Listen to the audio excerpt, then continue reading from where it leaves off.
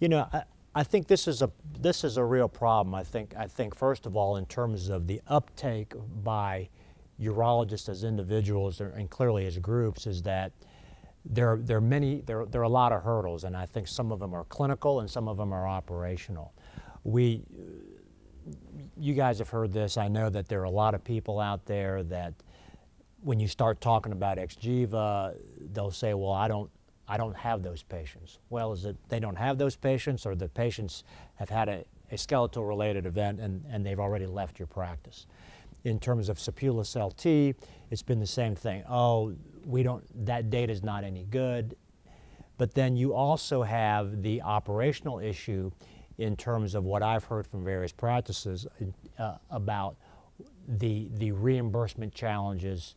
We're not getting paid, those types of things. So Steve, let me ask you. So you've got a 20-man group. You're giving Xgeva. You're giving Provenge. You probably have used other therapeutics in terms of buy and bill. Walk us through as looking at now the practice of urology as a business. Tell us a little bit about your global thoughts and what are the things that you're putting in place to make sure that Tulsa is well positioned from a business model to move forward. I think probably one of the newest items this last year was the Provenge, and obviously a very costly drug, and a lot of the physicians were concerned, will we get reimbursed, will we not, are we risking our practice?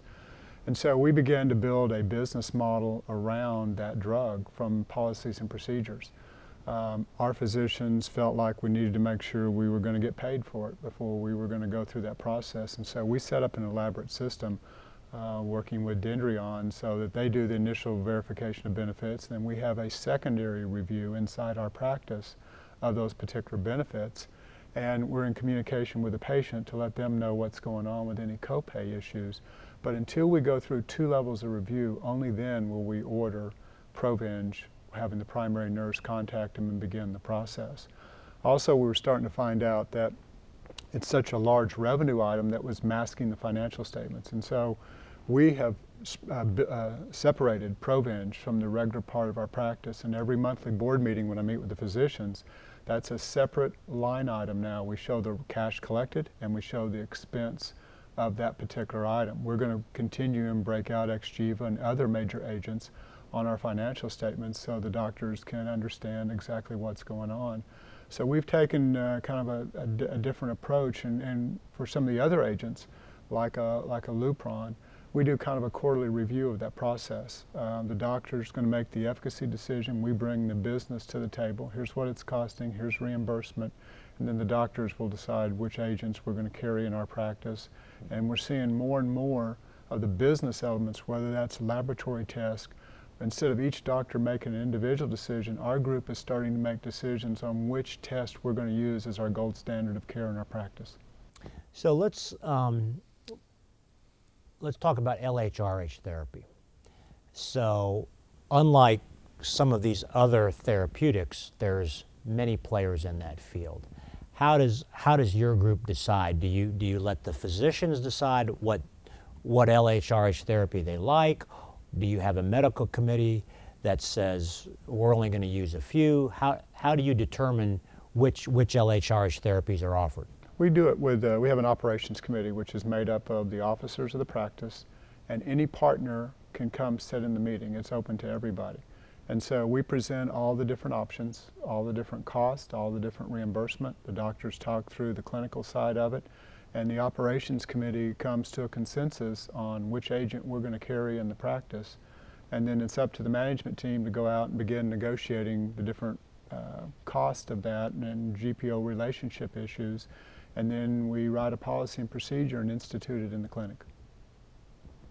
Bryan, how do you determine what therapeutics are available in Eugene? You know, we have 2 options. I mean, I think it was hard to get everybody to move to a single product for LHRH therapy, so we have 2 that are available, and then we also have the LHRH agonist on our shelves to give. But basically trying to pay attention to the economics of it, make sure that we're taking care of people. It's been a pretty straightforward process, though. Dan? Very similar to Bryan. We've set up an operations committee like they've done in Tulsa also, where we review products. We have our administrator help us out with the financing, so we know inventory cost, shelf life, cash flow issues, things like that. But we've limited our ADT therapy to basically an agonist and an antagonist, and try to keep it to 2 products to make it a lot easier to do in the office. I mean, I think this, because we're getting into, I think it actually started with Valstar, which is a intravesical chemotherapeutic agent that is indicated for carcinoma in situ failures who did not respond to BCG, which was really one of the first higher end drugs that we had to really purchase, buy and bill. And now that we're into Xgeva on a monthly basis and Provenge, I think this is just such a different mindset for most urologic practices. We were obviously very well versed and were used to buying Lupron, and obviously could buy that from the manufacturer. Then as other LHRH agonists became available and now antagonists, then I think most groups are doing what you guys have done.